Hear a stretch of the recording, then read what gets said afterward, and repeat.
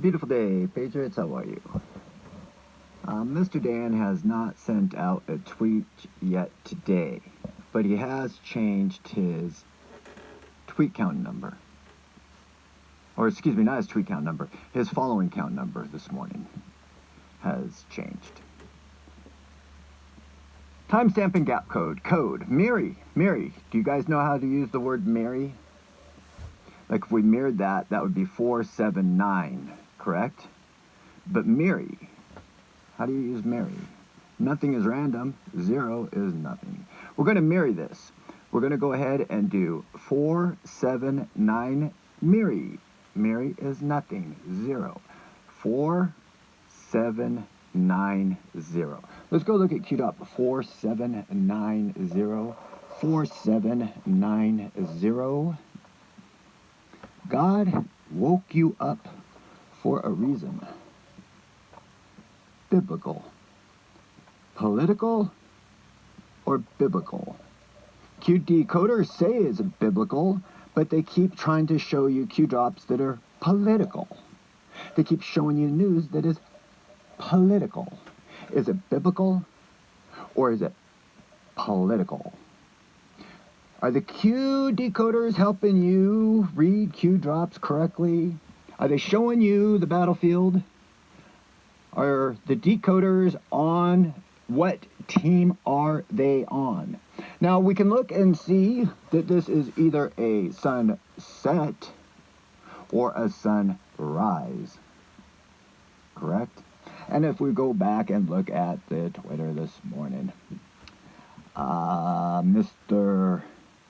Mike, who we've already been talking about this morning, his tweet says, "Let the morning bring me word of your unfailing love." Maybe it's a sunrise. Maybe it's Dan and Mike's little funny game of showing how it's biblical and not political. Yes. Okay. So now let's get back into this biblical thing. Council of Time. If we go over here into this chat room, you will find a lot of wonderful things here. Now, one of the things that was just shared on here, we're going to talk about this. Where's that? Right here. This Hal Turner Radio. And we're talking about the volcano over in La Palma in the Canary Islands. And we can see that this morning that small landslides are starting to begin in La Palma.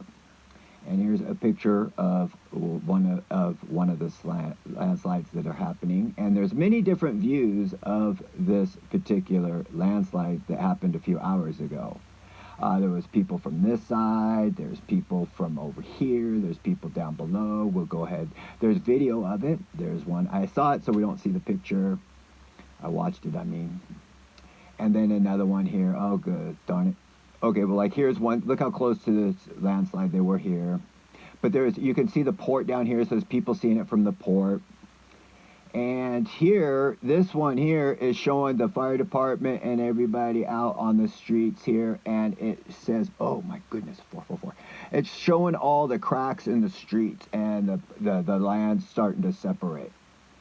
And okay, so people think, okay, no big deal. And it might not be a big deal. The thing is that this is a well-known spot that these things that are occurring right here in front of our faces could do a lot of damage. I won't get necessarily into what type of damage, but it will wipe out the whole East Coast. This is supposed to be able, if things go bad, let me put it that way, if things go bad, this is a geological, I'll just say like a tinderbox ready to happen. This island in the Canary Islands, there's a huge section of the island that will be someday in the future break off and fall into the ocean, which will cause a tsunami. And as I say, we can see that it is starting to, and if you know the geology of this island, and if you study this island, this flat spot right here, it's just not looking good. Okay? Now, if you don't have Jesus Christ in your heart, you will panic every single moment of these type of natural events that are going to be occurring around the world. We're just getting ready to get started deep into this. But if you know Jesus Christ, you know that these are the things that are going to happen so that we have the signs of his coming. Okay? Now, this, if this does happen, they predict that the east coast of America would have about 6 to 7 hours of warning before the tsunami came and wiped out the east coast. They predict you'd have to be 50 to 100 miles inland. Someplace like maybe like some of the lower lying areas in the east coast might be completely overrun. Who knows how big the tsunami will be? We know in the past these things have happened. Absolutely happened.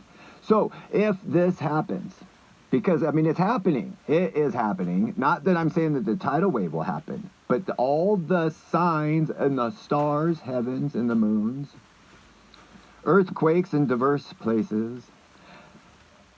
Now, if let's say if you are, I have a lot of my family, I believe, lives in Florida. I believe they've taken my mother to Florida. I don't know. I haven't spoken to them in a long time. They don't believe this stuff. And I feel sorry for that. I really, truly do.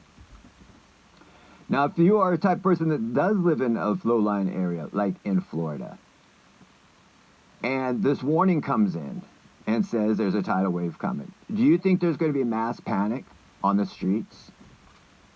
How would anybody in Florida be able to go up the road, the highway, and then out of Florida into a highland?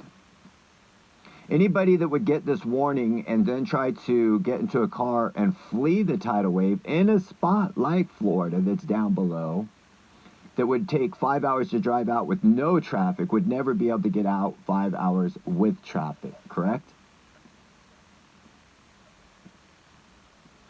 What would a person do like this if they're not seeing the signs in the... What would a person do? You would have to know where the most tallest building in your area is so that you can get into that building and to the roof. It's just one idea. Know what your plans are. And the number one plan is having Jesus Christ in your heart so that you can see these things before they happen instead of having to react after they happen.